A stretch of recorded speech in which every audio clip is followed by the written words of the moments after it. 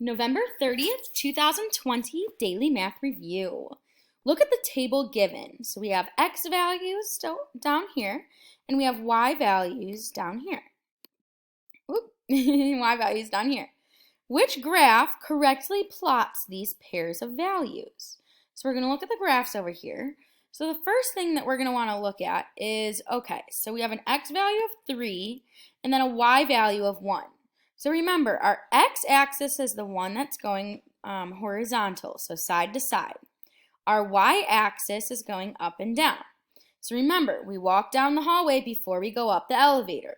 So we're going to go walk down the hallway to x. X comes before y in the alphabet as well.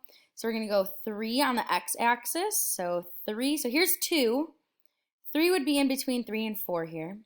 And then up 1.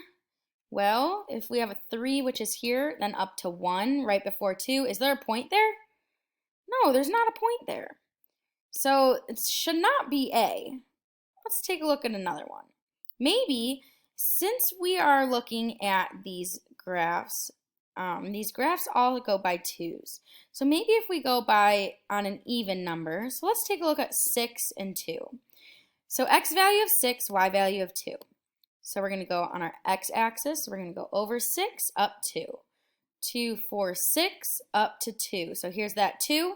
Here's that 6. Is there a plot here? Nope. How about B? Over to 6, up to 2. Yes, there's one here.